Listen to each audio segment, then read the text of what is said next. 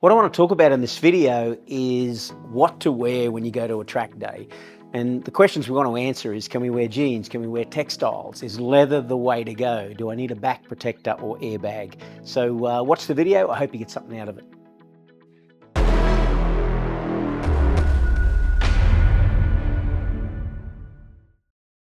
So what I'm going to do is I'm going to run through a range of different options, things that I've got sitting here in the shed related to motorcycle riding, and it pretty much covers all of the things that you would need to think about when it comes to track day riding or ride day riding.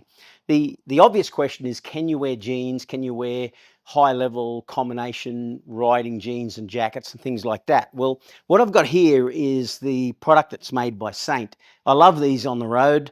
They are denim combined or integrated with Dyneema. So they have a high CE safety rating. They also have lots of pockets in there for liners and protection. And the other thing about it is they have a high degree of abrasion resistance. And there's some great videos about this. But the reality is this: you're not going to be approved to wear this type of leather, textile, regardless of how good it is on a track day. You're going to have to wear leather. So you've got to chuck away the jeans when it comes to track day riding. Now, that may change in the future, but we don't know. The minimum that you would wear or need to wear when it comes to a track day is going to be something like this. This is a Raikondi two-piece leather set. And the reason that I point this out is, first of all, it's leather. The second thing is, when you wear leathers, generally the pants are going to come with Velcro so that you can put knee sliders on, but also they have the type of leg that zips up, gets close and tight around the calves so that you can actually put a proper riding boot on, which is going to be part of the deal here.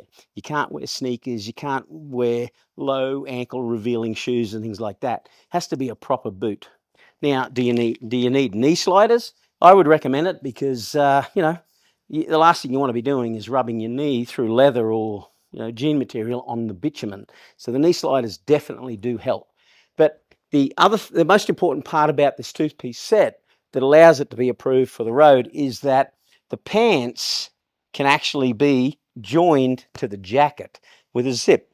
So if you look at the back of the pants here, get rid of that coat hanger.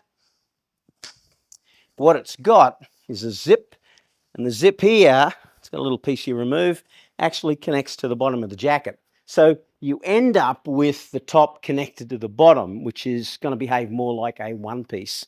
Now, the other thing about the two-piece is, as I said, these are a great set of leathers, these. They don't have a back hump on there, and you don't necessarily need that for what you're going to do on a track day. And that just means it makes it more comfortable to sit in. The second thing is, when you wear these, you can take the jacket off, right, in between rides. Or if you wear them out on the street, same thing. You go to the cafe, take the jacket off, nice and comfortable, put the jacket back on and then ride away. So two-piece. I'll just put those here. You can ramp it up a little bit. You can go and get yourself an off-the-shelf one-piece set. So this is a Technic brand. I don't think they're around anymore. I use these to race in, so they're a high-quality set of leather. This particular set of leathers is made of kangaroo hide, and the reason we use kangaroo hide is reduction in weight without compromising the abrasion resistance or protection you get from the leather. So the only real leathers that I'm aware of that float around out there are going to be full grain leather, predominantly from cow or buffalo, I guess. I wouldn't be surprised if that's out there, but also the leather that comes off kangaroo hide. So off the shelf one piece. When it comes to one piece, the advantage is the top and the bottom are connected. The disadvantage is when you're not riding, then it can get quite uncomfortable, and a lot of people unzip them, drop the shoulders off, wear a belt around, which we've talked about in another video, so that it holds the top up. But one piece is specifically designed for the track. The other thing is you've got a hump on the back, and the hump in here does make it more difficult from a sitting perspective. And, if you're going to wear your leathers when you're driving a car to and from, then it's going to cause a little bit of a problem. But this is all about aerodynamics. Kind of, when you're tucked down, your helmet and the back kind of flow together, and it's an aerodynamic thing. Some of these come with zips, so you can open the zip. You can put stuff in there. I don't know, water bottles. I know a lot of water endurance races have a hump with water in it. I've unzipped friends of mine and put a banana in there just to surprise them at some point in time. But that is a one-piece off-the-shelf set of leathers. Now, you can go, whole hog. You can get like what we've got here, which is a custom-made kangaroo hide one-piece leather set. So this is what we get supplied at the California Superbike School, custom-made Raikondi kangaroo hide leathers. The difference between, let's call it an off-the-shelf one-piece and a custom-made or a custom racing suit is you're going to find that this suit is more designed to suit you from a physical perspective in a sitting position on the motorcycle. So you can see even the elbow is quite bent here, even though it's just hanging up here straight. So it's going to be designed specifically for racing, and that's what this particular set is designed for. The other thing is, a lot of these in this particular brand, it's got big expansion panels. So it's got this stretchy material here under the arms, and that's to accommodate airbags that people might wear inside. But there you go. Like I said, the minimum you would wear or get approval to wear on a racetrack is a set of two-piece pants and jacket that can be joined and zipped together. Now, a couple other things I want to touch on. First of all, the obvious thing, gloves. Right? Gloves need to overlap the sleeves on the jacket or the upper part of your one-piece leathers, and it's going to be a full racing glove like this. And these full racing gloves have a couple of things. They have I don't know what you call it, like a cuff that goes down, extends quite a bit, so it goes up your arm, covers the sleeve, so you get a complete coverage, which can be tightened, and it's usually got a Velcro here. But the other thing it's got is got a little tightening strap in here, and that goes specifically around the wrist so that when you pull it tight, it grabs. The reason for that, or what makes that important, is when you fall off a motorcycle, if you just got these simple little road gloves that people wear around, they'll just get ripped off your hands. And what we want is the glove to stay on your hand. That's why it's got multiple ways of tightening it, with that little strap here included that tightens around the wrist. So a good set of gloves like that is what you need. The other thing I mentioned was back protection. Now, I haven't been running an airbag, but most of the people I'm racing with now are moving to the airbag side of it. All the pro racers will be wearing airbags. And they tell me, in talking to Andrew Smart at Race and Road, that the number of upper body injuries is reduced significantly since the advent of airbags in racing. So if you're inclined to go down that pathway, talk to the folk who distribute airbags. They're probably the go, and I would say at some point in time they're going to be compulsory. But what I've got here is a back protector. I wear a Alpine Stars back protector and chest protector, and a back protector is simply something like this. This is the Dainese brand.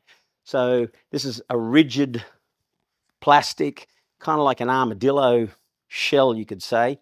So it protects your back from an impact and spreads the load across the back area, so you're not getting injured, or reduces the likelihood of an injury around the spine. The upmarket ones, as you get further into the products, like I said, I wear the Alpine Star chest and back protector. They're going to be made of a different material. Ones I've got are made of a combination of rigid material and D3O. And D3O is a non-Newtonian material that looks like this. Okay, this is actually a D3O back protector. And that material, believe it or not, right, kind of shapes and molds to your body. It feels a bit weird when you squeeze it. When it gets impacted, it goes hard, and it's really common in race suits. So D3O, non-Newtonian material, as liners for the elbows, knees, hips, back and things like that. Super common when it comes to road riding stuff, but it's also used widely in racing leathers. So my back protector and chest protector has this material built into it. So there you go. Not cheap, but when you fall off, you don't want to be knocked around. The other thing I want to touch on is boots. So let me get a couple of boots here. Got a couple of different types of boots that you get. First of all, you notice they're not sand shoes, right? They full ankle cover. They've got little rubbers here or sliders here to protect the toe when you're leaning the bike over. So I don't touch my toes too much these days. But this is just a fairly simple one. This is the, what brand is this? XP35. XPS actually, And that's a set that I find really easy to put on. It's just a simple boot, right? Zip on the inside, Velcro to hold it together. You just whack those on. But then you can go to great lengths with boots. You can get these that you see a lot of MotoGP riders and Moto2 riders will wear, and professional riders all around the world, and that is the Alpine Stars Supertech. The reason that this particular boot is pretty popular is it has a real high degree of protection. It's actually a two-piece boot. So it's got a lining boot, right, which has got a pivot around the ankle, a lot of ankle protection and heel protection. So this is a high protection type of boot. That goes on your foot first, and then you slip the outer boot on. And the outer boot just adds to the protection, comes with removable or replaceable sliders or toe rub, I don't know what you call them. So little rubbing devices that sit on the side here. But there you go. You will need a set of decent boots. They're going to go over the leathers, and they need to protect your ankles or cover your ankles at least. So there you go. I've pretty much covered everything, I think. Let me recap on some important points. Number one, if you're not sure what to wear or what to buy, talk to the experts, right? I talk to Andrew Smart and the team at Race and Road, and the reason I do that is they make leathers, right? They know what they're talking about. If you're going to buy a set of leathers, don't skimp on it. Don't go and buy a $200, $300 set if you're going to run on track. They're probably going to be made of split leather, going to be super cheap, imported from overseas. It is not going to provide you the protection that you need, what you would get, or the same level of protection that you would get from full grain leather or kangaroo hide. The other thing is you need a full boot and a decent pair of gloves, and combine that with a good helmet, and you're going to be set up for a ride day. So there you go. I'll see you in another video. Bye.